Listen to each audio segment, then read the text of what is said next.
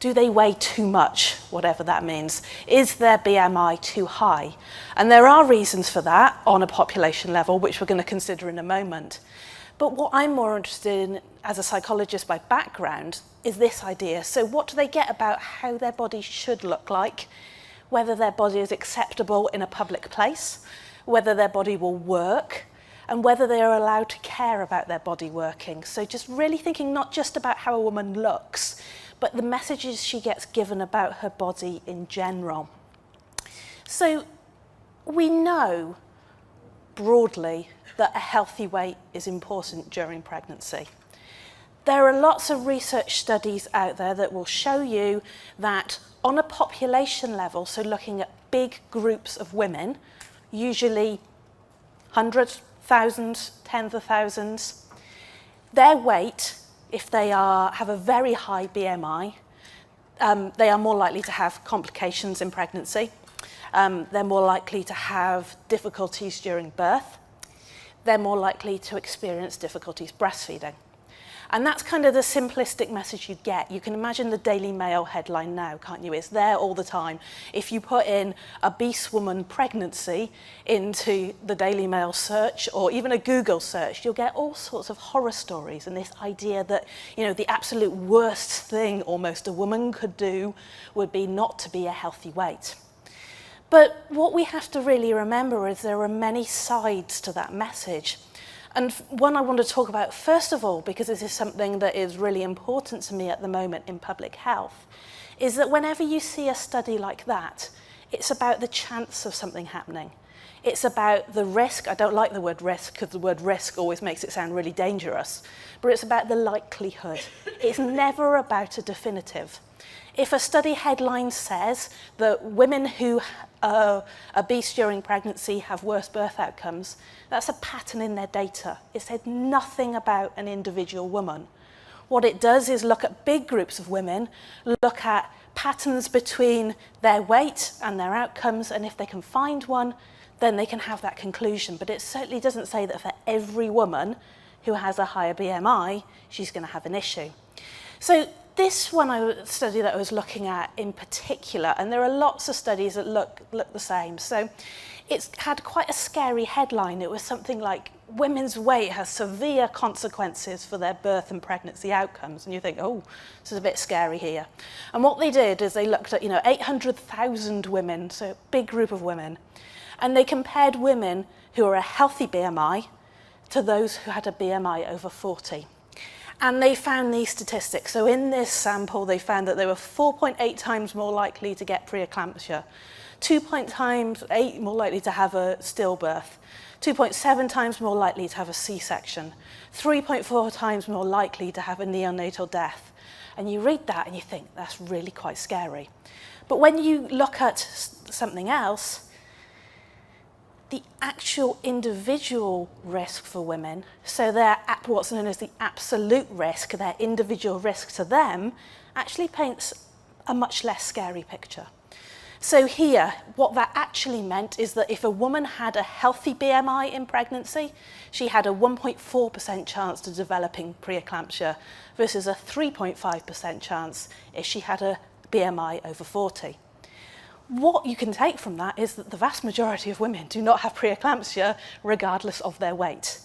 Now, if you are in charge of a health board, if you're in charge of health for the country, that means that for every 100 women you have with a high BMI, you'll get an extra 2 women in that 100, essentially, who end up with preeclampsia, most likely because of their higher weight. So if you times that over your entire population, you can see, right, this is a really, really important issue. We need to kind of bring this down. And for any woman going into pregnancy, if we look at future population health, we'd say, okay, 1.4% is definitely lower than 3.5%. Let's encourage women to be a healthy weight. Great. It's all very important, but what is of interest to me is the negative impact stories like this end up having on women and how they feel about their bodies, and how it gets talked about in the press about how, these women are doing such a dangerous thing if they're not a perfectly healthy weight. Going on to the concept of breastfeeding as well, women who have a higher BMI are less likely to be able to breastfeed, even if they want to. They are more likely to end up with a lower milk supply or a delayed milk supply. It's in part for physiological reasons that sometimes progesterone can get stored in fat tissue, and if you have too much progesterone, your levels of prolactin will be lower, which is what is needed for milk supply. And they're more likely to have increased risk of complications at birth. And you read those studies and you think, oh, maybe that's it. Maybe that's causing all the women's problems with breastfeeding, and it isn't. Because actually, body image is a stronger predictor of being able to breastfeed than your actual weight. How confident a woman feels, how she thinks about her body in general, actually predicts that far more strongly. So this is some research that we did a few years ago now. What we did is we looked at women in pregnancy and we talked to them about, how do you feel about your body image? We asked them for their weight as well. And in terms of body image, we were asking questions like, I'm worried about my changing shape. I'm worried I'm putting on too much weight. I worry about having the perfect bump. We asked them how they felt about the thought of their postnatal body. So I'm worried about losing the weight. I'm worried about what my partner will think of me. And we actually asked them questions about whether they were dieting during pregnancy or not. And quite a substantial proportion of these women were saying that they were limiting their food intake in some way because they were so worried about putting weight on. What we found was that although there was kind of a link between that body image and whether they went on to breastfeed, their weight and whether they went on to breastfeed, it was actually their body image that predicted it. So we had women who were a perfectly healthy weight, but if they were worried about what their body looked like, they were less likely to even plan to breastfeed. And if they did go on to breastfeed, they reported stopping quite soon because we followed them up at about 6 months, because mainly for reasons of embarrassment. They didn't want to breastfeed in front of other people. And these women were a perfectly healthy weight, so it wasn't their physical kind of weight that was affecting them in any way, it was how they felt about it. And this got me just really thinking about what is going on. If you read many journals now about body image dissatisfaction during pregnancy and the postnatal period, it's basically considered normal not to like your body during pregnancy or in those early months after birth. Normal as in common, rather than normal as acceptable or deserved or something like that, because so many women are worrying now about their body image during this time. And I just think, if men were in the situation of giving birth, would this be happening? They would be celebrating stretch marks, how many they had, or how much weight they had put on, or how they had managed to create an entire human being. And it's just this continued pressure on women to look a certain way and to somehow look like they've never had a baby for some reason. This was an interesting study that I found when I was kind of writing this presentation. A study that looked at women's experiences of their pregnancy and postpartum body image. And they found 3 main things. So this idea that as soon as they became pregnant, they became public property. And one of the main things that they were worried about was in the early months, people would just think they were getting a bit fat. Even though they were there growing an entire new human being, society had made them so worried about being perceived as being a bit fat that it was really starting to get to them. So, this idea, and then as soon as they had a bump, everyone started touching it. The idea is they really didn't like their body changing during pregnancy because they felt it was completely out of their control. So they were so used to again, it's a very normal thing for a woman to do, to diet. Not saying it's a thing she should do, but it's so common that you're quite hard pushed to find a woman who has never been on a diet in the whole of her life. So it's this idea again of control. You control how you look by what you eat. And as soon as you get pregnant, that goes out the window. You lose that control. And for some women who are really worried about that control, it can be very distressing because no matter what they do, their body starts changing and getting bigger. And this concept of woman versus mother, there are so many jokes out there and so many kind of implications. The idea of woman attractive, hasn't had a baby versus mother. And even the kind of terms that are out there, this kind of concept of the yummy mother, makes kind of my blood boil, as if there's a suggestion that a woman would never be seen as attractive just because she's had a baby. And this one, it gets to me slightly, as in going in with this fatness idea, the idea that you would insult a woman at any point by asking if she was pregnant because you're suggesting otherwise that she is fat. And it just makes me think, you know, what messages are we giving women that they are so worried about this? So what messages do pregnant and new mothers generally get? It's generally this: when you're going to lose the baby weight. This is my little stressed looking woman. All the messages that women have told me over the various course of my research. Can I touch your bump? Usually, you know, can I touch your stomach? Pregnancy will ruin your figure. And again, this idea that the vast majority of women will find their body is changed in some way after they've had a baby, whether it's some stretch marks, whether the hips are wider. Even if they've lost the weight, they might not find that they're the same size, but it's the idea that their body is then ruined somehow. And again, the concept that they have just made the human species carry on. You know, they've just grown an entire new person in there, and somehow, because there are signs of that on their body, that's ruined.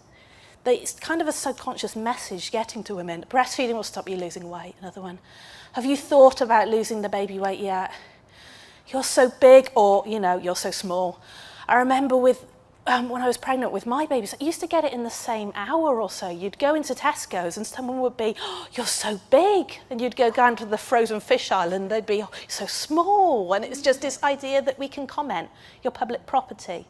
And again, it's just this intrusion into women's lives. At no other point, really, does society comment on how you look so much in the same way. And you're all bump. And this one is, it's meant to be a compliment in some way. It's meant to be like you should strive just to somehow grow this bump out in front of you and not put on a healthy amount of weight for a pregnancy. And it's all kind of getting at women that, you know, we own you, you should look a certain way. This is a quote from Gwyneth Paltrow from a few years ago. I think women who have breastfed understand what I'm saying, that if you get a boob job, it's more reconstructive surgery, actually, than cosmetic surgery. This idea that your body has been damaged if your breasts have changed shape after breastfeeding them.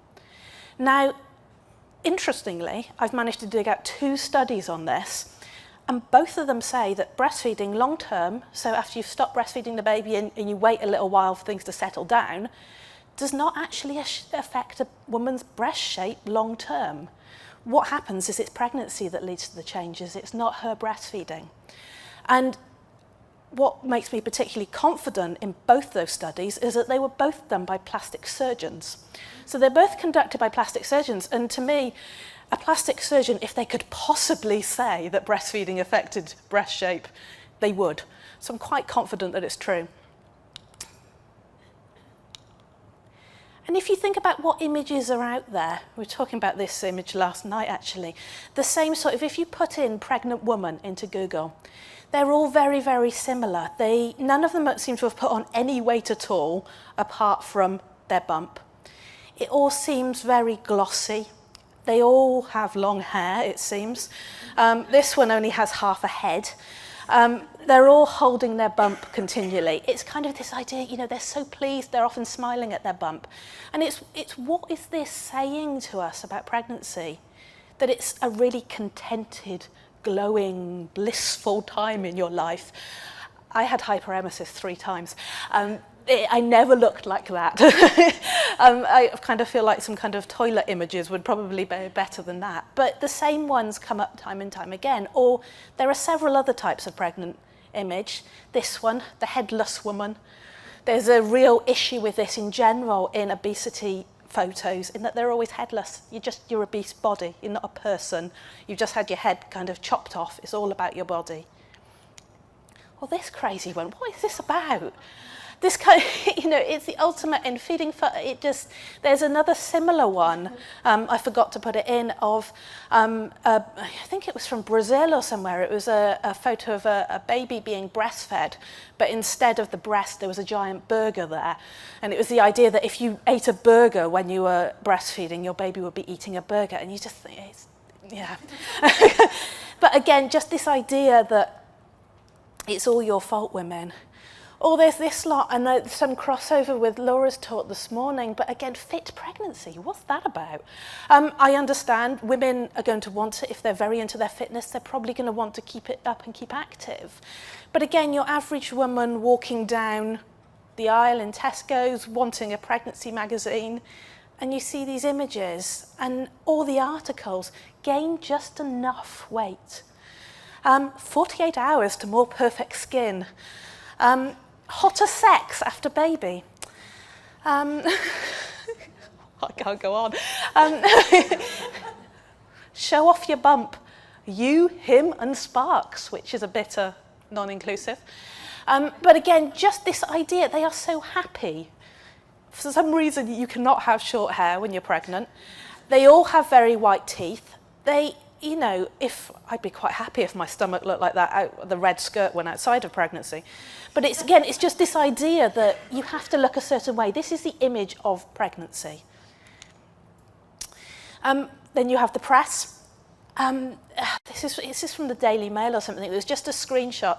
And it just got to me when I saw it. So Victoria Beckham, model Miranda Kerr, and presenter Mylene Klass all managed to get back into shape just weeks after having a baby. Excellent. Very pleased for them. Why do we need to know this? Again, it's just this kind of pressure on women that even if they don't buy into it, it's that kind of subtle there in their background that, this is what you should look like. You're failing as a woman if you don't look like this. We don't care if you've just created that new human being. You don't look like this. And again, it's just the same images, that just really subtle chipping away at their confidence and how they should feel. This is, I think I've shown this one in a previous presentation, but it has to go in everyone because I was so shocked by it. So this came about from a conversation I had with some of my students a few years ago. And they were from all different countries from around the world, but particularly, I think it was Oman and Ghana and Kenya that year. And we'd been talking about their experiences working as health professionals in their home country. And they'd been telling us about how it was absolutely normal in some of the villages they worked in for women not to have running water, no sanitation to their homes, and they were trying to deliver healthcare in these settings, and it was awful. And we just sat there and we stared at them in horror. And we said, this is awful. And then I did a lecture on postnatal care in the UK. And they just sat there. I remember them sitting in front of me, completely shocked and saying, what are you doing to your new mothers? Why are you not caring for them? And we'd gone on to the idea that in many cultures, it's absolutely normal for the first 6 weeks after having that baby, for the mother to be cherished, to be looked after, to be cared for. So what I did is I thought, I'm going to get a really nice image of this. So I put in 6 weeks rest after having a baby into Google. This was the very first image that I got. I thought I was going to get, a mum in bed being fed grapes or something. And I got this. And what it says, if you can't see it, is day 1, 1 day after a C-section. Apparently that's what you look like. Day 73, after 6 weeks rest, and 4 weeks of high-intensity exercise classes, this is what you can look like. And I don't want to fall into the pattern of judging women for wanting, if they want to look like this and for looking like this, but the idea that this is what you could realistically look like after the birth. And it's going around social media and just this suggestion that this is any way attainable for women, or the suggestion that this is what should be prioritised if they're trying to, and you can then see if they're trying to recover from that C-section, if they're trying to breastfeed their baby, how are they feeling by looking at it? Again, just wider, so moving on from this kind of fit pregnancy to this kind of newborn magazines. And again, these are some refresh images. I had some different images in a different presentation, but it's the same all the time. Really smiley women, the babies are never newborns. They're always alert. They're happy. The mums look rested. They're never looking exhausted with baby sick down their shoulder. Maybe we should make a realistic baby magazine. There's your next project. But again, this idea, just, clean up your beauty regime. Nothing to wear. It's just this pressure all the time on this idyllic lifestyle more than anything. This idea that this is what you should be looking like. Not just your body shape, but your general smiliness, the whiteness of your teeth, your hair again. The same kind of patterns over and over. I came across this as well when I was searching for things. This real example, it's a really good journal article that you can access. It's completely open access. And it's called Yummy Mummy, so Angelina Jolie and early 21st century representations of mothering. And it's this whole idea of Angelina at this point had just had twins. Again, this idea that this is what you can transform yourself into. I'm sure you can if you have enough money and enough people to help you take care of the babies. But again, it's sexual, it's feminine, beautiful photo. And again, I'm not judging her for wanting to look like this, but the suggestion that this is what you should be able to look like, this is what you can somehow achieve, and this is the yummy mummy thing you should be aiming for. And what does that say about how we value mothers and how we value women and what they do for society in terms of just the message this is sending? This is still what we prioritise you for. You have created that whole new human being, but we're still going to judge you on what you look like. So you can achieve whatever you like. And again, how many amazing films has she made? How much money must she have made? How many humanitarian efforts has she gone along to or whatever? And again, it's what she looks like that seems to be the defining factor. Just thinking about wider messages women get about their bodies and the context this is in. So if you can't read that, that says, what does the trend for smaller nipples say about us? Cosmetic surgeons report a rise in nipple surgery. And apparently the latest surgery you can have is to shorten the length of your nipples. I don't know why. I really have no concept of how some women have got into the situation where they think that they need their nipples shortened. So what image does that send around women's bodies in general? Fitting that in with breastfeeding, if you have your nipples cosmetically shortened, I'm imagining you won't be able to breastfeed your baby because everyone's starting to... So, they're not going to stretch in the way needed to feed a baby. Although this morning I think we've been overtaken because there was this, it's all over the news, well, all over the tabloid news, should we say, this morning, about a cosmetic procedure you can now have to change that resting bitch face look, apparently. So the before and after pictures, they're interesting to look at. This is one of the products I found in my kind of travels around looking at women and the images they get around their bodies. You can buy these on Amazon. They're quite expensive. They are anti-aging golden collagen crystal masks for firming, skin nourishing, fine lines and wrinkle removal. Because the very worst thing you could do as a woman is have some wrinkles in your cleavage at some point. If you can't afford those, it's all right, there's a home version of this. What you do is you do a little ice massage with ice cubes of your breasts. You put on some olive oil, some cucumber and some egg yolk, no whites, and then sprinkle some pomegranate seeds on, and you too can have the perfect breast. See? But this nonsense is floating around the internet, and I'm just thinking, where is the equivalent of this for men? You know, to get rid of any wrinkles there.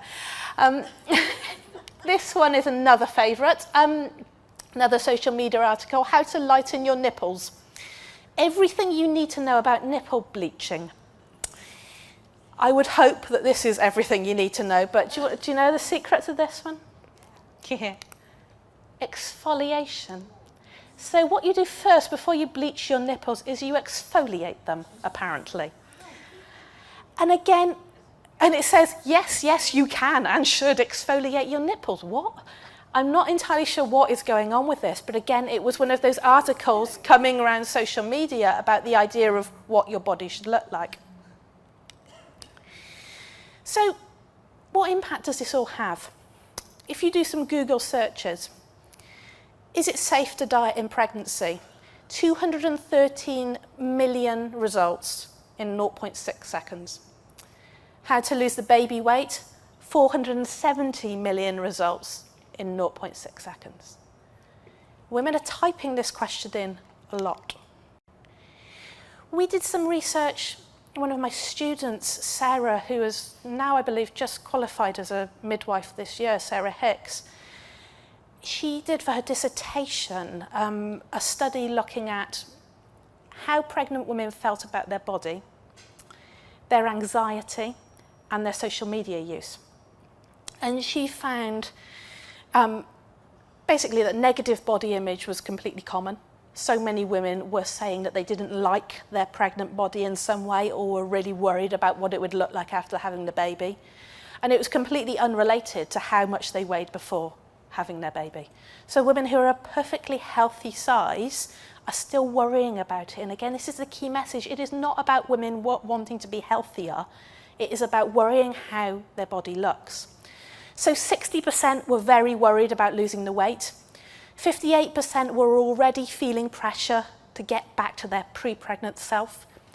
68% were worried about the effect of their pregnancy on their body. 55% felt pressure to have the perfect bump again and to look a perfect way.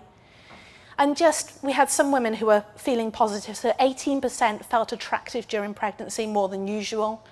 And 23% said that pregnancy had not made them feel any differently about their body.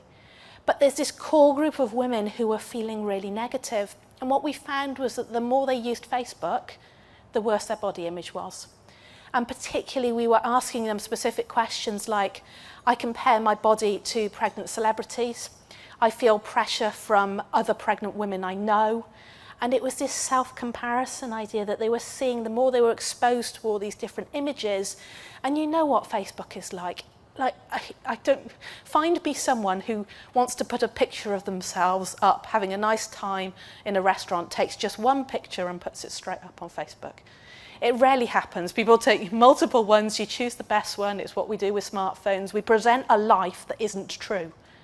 We present ourselves from the best kind of selfie angle, or we crop things or use different apps or whatever people use. It's not real. But we all look at it and we think it probably is, and we start comparing ourselves to it negatively. So we know then, looking at the rest of the literature, women who have a negative body image, and there are so many papers growing on this subject, so the worse they feel about their body, the more likely they are to start developing depression and anxiety in pregnancy. I mean, that can go both ways, because women who are already depressed or anxious are more likely as well to start feeling negatively about their change in shape. It's leading to increased women dieting and intensely exercising. So I'm not just talking, there's research there that shows that if women are very overweight, then a healthy diet during pregnancy can help them have a lower BMI and have better pregnancy outcomes. Or I'm talking about healthy women really intensely exercising, so really exercising every day because they're worried about their changing shape, really restricting their calories. It's very worrying. It's a time where it can end up re-triggering eating disorders. Eating disorders are often not just about body image, they're usually about control or anxieties or worries in some way, or a way of dealing with emotions. And as women see their changing shape, they can become very distressed by it. And ironically, it can go in the other way, so women really worry about their body and then end up binge and comfort eating because of that, and then they cycle through then starving themselves and then binging again. So we know it's not doing their mental health any good at all.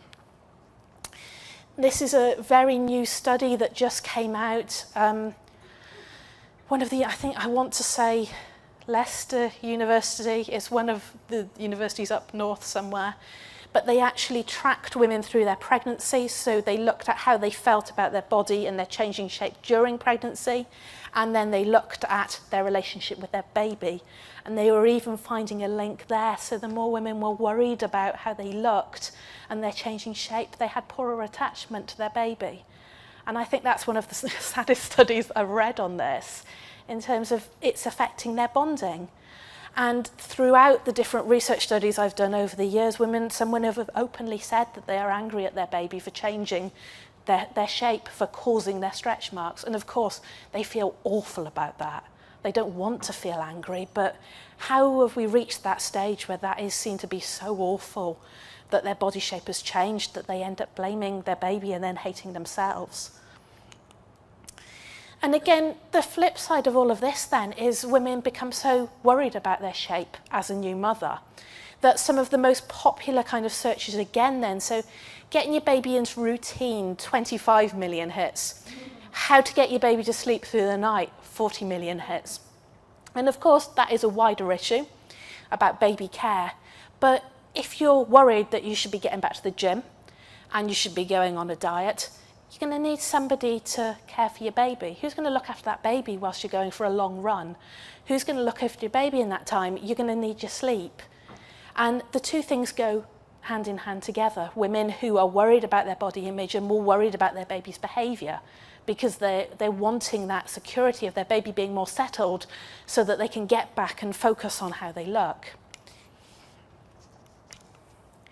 And we know with all of this, it starts impacting on their ability to breastfeed. So the more women worry about their body shape, the more likely they are to have breastfeeding difficulties. And there are several reasons for that. So as I talked about earlier, the concept of confidence. So they're worried about going and feeding out and about in public.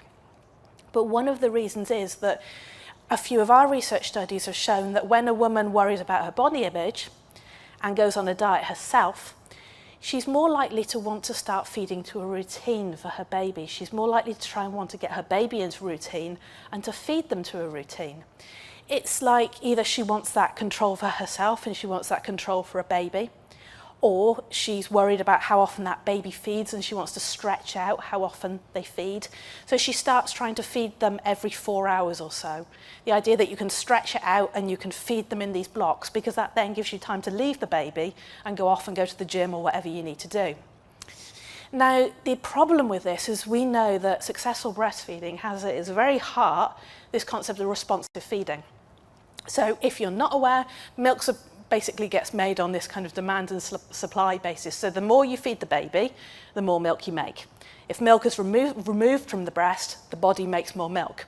If it isn't removed from the breast, the body starts making less milk because it thinks it isn't needed. So a lot of our research again has shown that if you try and feed your baby in a routine, your milk supply starts dropping and you start having more complications, you start having pain, you start having a very frantic baby who's hungry. So you can see the pattern that she's worried about her weight. She wants to try and get her life back as such so she can go to the gym or whatever. So she tries to put the baby into a routine and she ends up not being able to breastfeed for that reason as well. The problem is she probably wanted to breastfeed. So she's then left with the whole issues that come around the emotional experience of not being able to breastfeed, which we know can increase risk of postnatal depression and anxiety and have women grieving that. So she ends up sort of in that vicious cycle where she ends up feeling even worse. Kind of a bit of an overlap with this morning, but this fits into it as well. So what messages then are women getting about the right to use their body in public? And it's very much this idea, you know, that breastfeeding is best. The public will very much say, if you ask them, women should breastfeed their babies. Breastfeeding is best for them. Very, very good. They should breastfeed. But they don't want to see it. So they think women should be breastfeeding sort of in this hidden place somewhere. I'm not quite sure where. But they shouldn't see it out and about. So one YouGov survey here in the UK found 34% of the public agreed women in breastfeeding in public was embarrassing. In the USA surveys, at one point it was 57% in the US, Australia 30, France 44. In Australia, another survey found 82% believes formula feeding was more acceptable in public. And in Sweden, where their breastfeeding rates are really, really high, it was just 4% felt breastfeeding in public was wrong. Like, you can kind of see a link there. And again, it's the messages women get. You know, can't you just feed him before you come out? You have to feed him here. And I should point out at this point to remind you, It's completely protected under law for women to breastfeed their babies. You can't actually tell a woman to stop breastfeeding or move, despite what people say. I'm not allowed to flash my penis in public as the one they often get, like it's comparable in some way. You can feed in the toilet as if everybody would eat in the toilet. Exhibitionism. I don't urinate in public, and I always, this is a really common Daily Mail comment. I don't urinate in public, so why should women be able to breastfeed? And it just makes you think, what are those people doing with their urine if they're comparing it to breast milk? It's a slight concern. I don't want to see naked breasts when drinking my coffee. You mean naked breasts of a certain type. You're trying to get the attention of my husband is another one, as if somehow that's what we do to lure men in. A bit of a quiz for you here, just to keep you awake of an afternoon. Okay, so where do the British public think the most acceptable place to breastfeed is? What do you reckon? Yeah. 58% in a restaurant, 62% think it's okay in public transport, and 68% think it's all right to breastfeed in a toilet. Which do the British general public think is more acceptable? Breastfeeding in public or smacking children?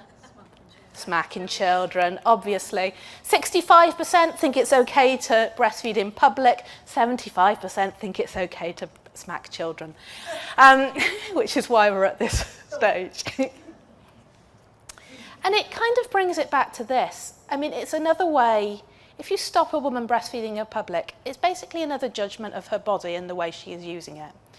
We call it breastfeeding in public as if it is something that women just decide to do as a hobby. You know, they think, I'm going to Costa, what I'm going to do is breastfeed the baby when I'm there, you know, for a bit of entertainment for everybody. Rather than it actually not being her breastfeeding, it's the baby eating.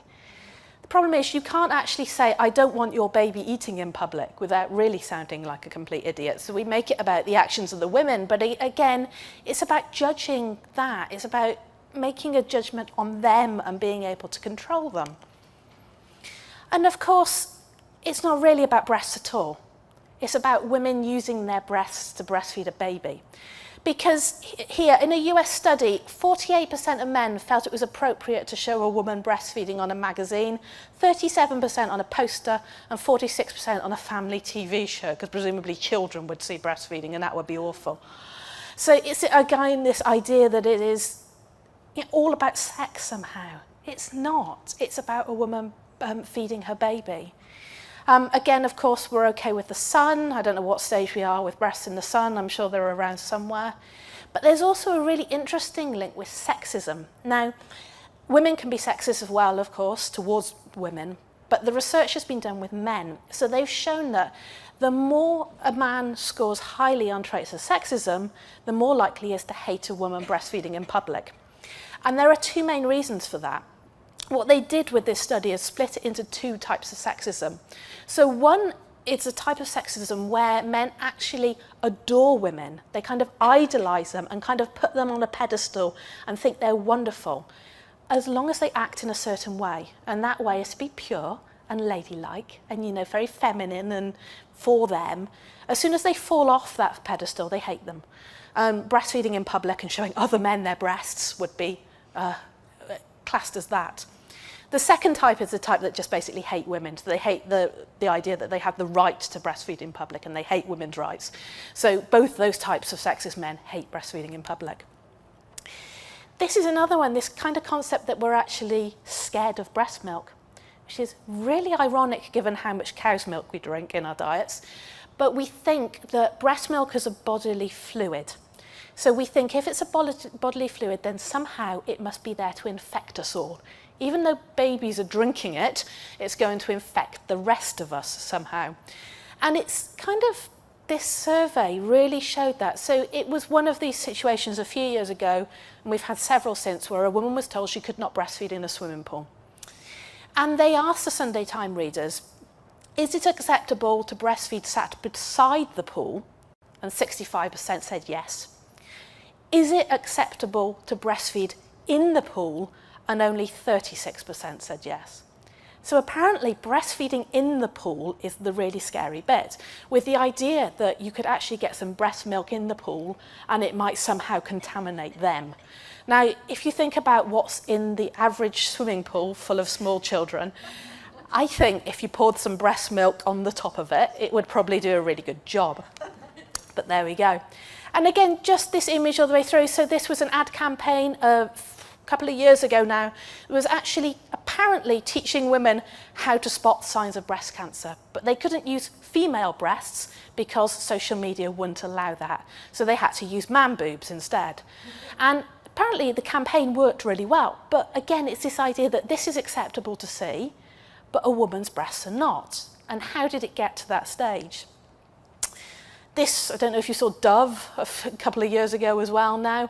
For some reason, Dove, yes, the people who make shower gel, believed that for some reason they had the right to do a poll on whether people thought breastfeeding in public was okay. So this is protected by law. Do we do that for any other law? No. Again, it's the idea that it's public property, you can comment on it. And again, of course, it affects women. Women worry about it. They worry about being challenged. This was an ad campaign from the US a few years ago, which is really beautifully hard-hitting in this idea that would you breastfeed in a toilet? So women end up hiding. They end up thinking that breastfeeding is something to be ashamed of. They end up being anxious when they're feeding in public. And again, this idea that they are public property and it's all right to make them feel anxious in this kind of public sphere. I think may have showed these before in a few places. Again, to me, they're just images of women breastfeeding. Actually, what they are pictures from friends and people I know who have had them taken off Facebook, and they've been blocked for a few days because they put an explicit picture up of their baby feeding. And again, if you think what is on social media that is allowed, yet this gets banned, a way of policing women of what they're allowed to share. You can't share this lovely photo of your baby. You know, I don't see, with most of these, there's nothing to be seen that you wouldn't see on a beach. This was a cracking one. A couple of years ago, again, a woman was told she couldn't breastfeed in the Victoria and Albert Museum because someone might see her breasts. These are the statues in the Victoria and Albert Museum. So again, we've established it's not the actual breasts, is it?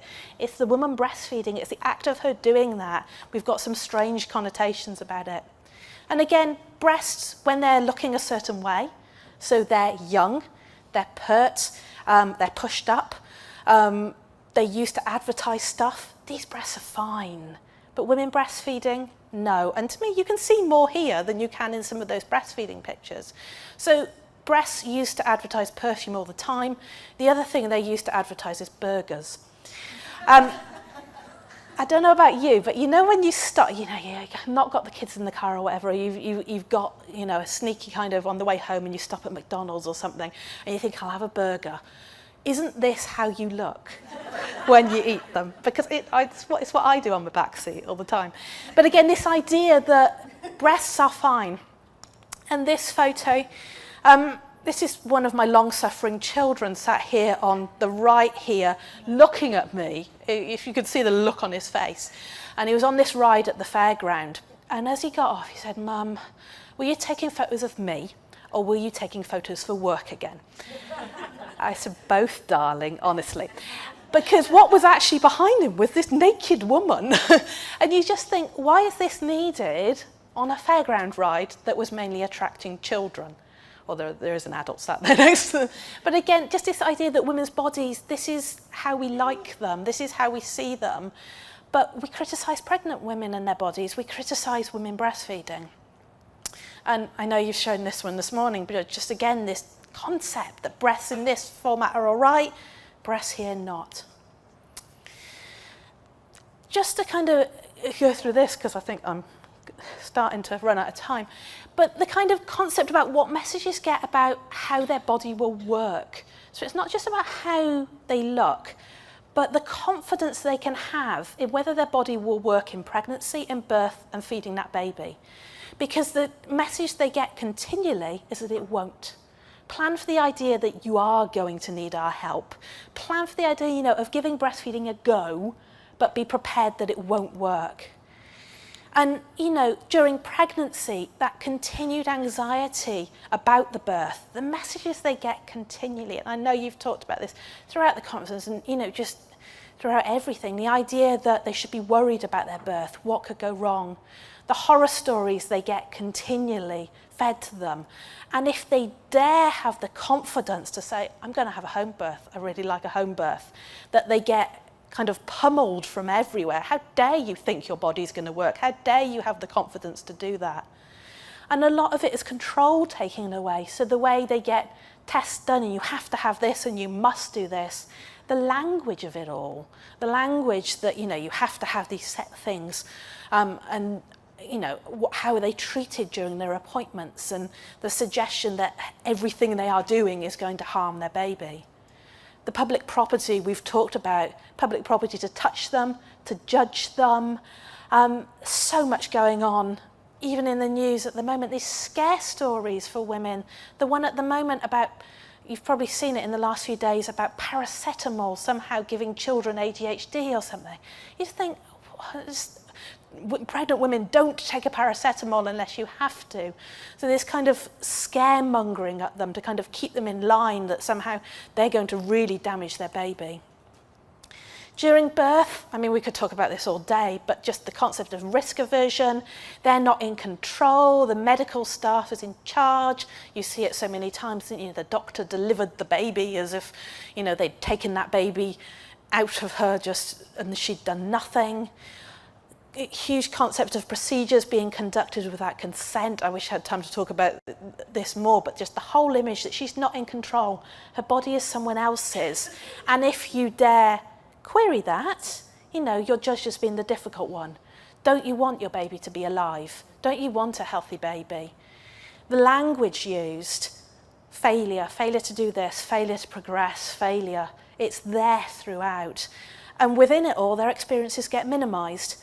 So the idea that, all that matters is a healthy baby. How dare you feel that how your body was treated during pregnancy and birth is anything to do with this. It's all about that baby. How dare you kind of care about all these things being done to you. And then in breastfeeding, again, the expectations that it's just not going to work, the horror stories, get formula in just in case. Your body's not going to work. It's going to fail. And you have then one interesting study here just of how health professionals support mothers.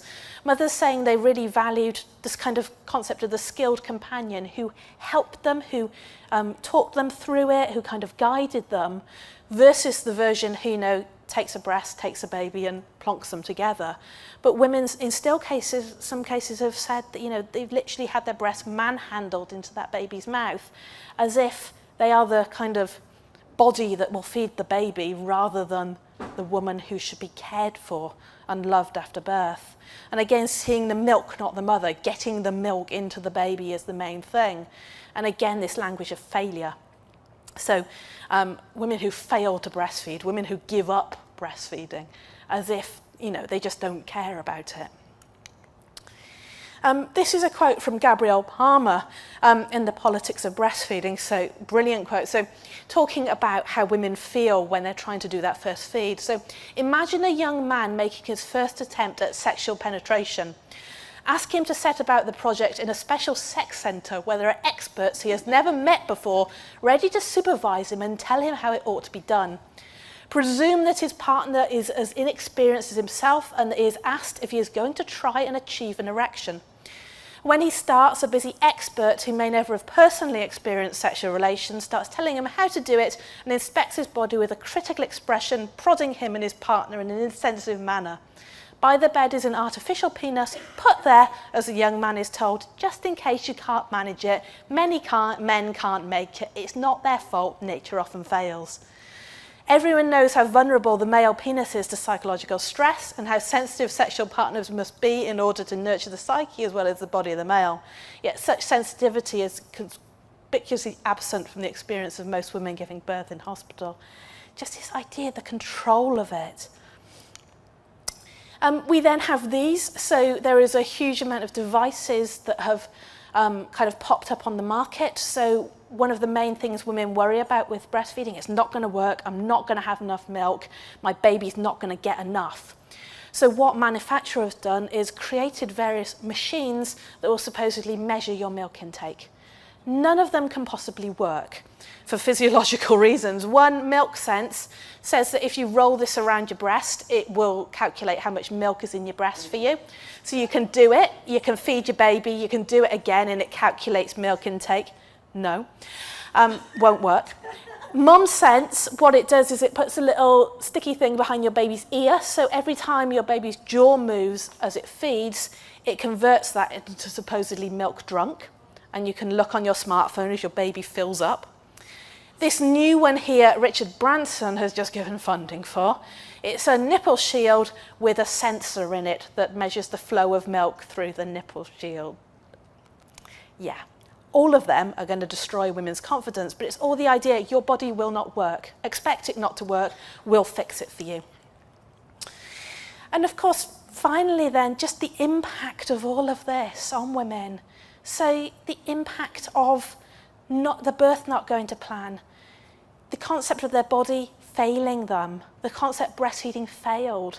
There's so many parallels with this. So we put them through all of this, we as society. We make them scared, we judge them, and then once we've set up the perfect situation for them to be stressed during labour and to not be able to breastfeed, we completely ignore it. We tell them, all that matters is you have a healthy baby. Main thing is your baby is fed, don't worry about it. And this idea that they don't matter. So again, they've made this baby, they're trying to feed it, but they don't matter. Their body doesn't matter. Just wanted to put some positive ideas up just to finish this off. There are some increasingly positive messages coming up, trying to challenge all of this. This one here, it was a post on social media, so it's getting real mums, as against fake mums, to talk about their postpartum bodies. So am I ever going to be on the cover of a fitness magazine? No. Do I think more people with stretch marks and real bodies should be better represented? Of course, yes. And it's just the idea, it was a project getting women to share their postnatal bodies, just to show some realism, because we never see these images. So many people, if they haven't met a pregnant woman or a new mother, would not realise, that the body can be changed by this. And again, I think this is a Mothercare. Yeah, this is a Mothercare ad. Again, just using pictures of normal women, normal bodies after they've had their baby, rather than being completely airbrushed. And it just helps with the understanding. It seeps into people. If they see these images, they know that it's normal. And there's a whole range of normal, but they know to expect that there's nothing wrong with them. The beautiful campaign here, I kept meaning to add the feed on pictures because they've come to the second stage of it. But just this campaign of putting some beautiful images out there to combat all the negativity. So this was a campaign, they're putting them on billboards and public places in London. Just some beautifully diverse, beautifully normal mums feeding their babies, and just having those images out there for them. So just this, really. It's kind of at the heart of it all. A lot of this, if we just loved mothers a bit more, if we just cared for them a bit more, a lot of this, if we valued them a bit more, if we talked about the power of them having had a baby and worshipped that and valued that, because we don't. And I think that's what it all really comes down to. So thank you. I still have some books upstairs. If anyone, my little corner bookshop upstairs, if anybody wants to come along and have one. But we'll talk about this issue in all of them. But thank you.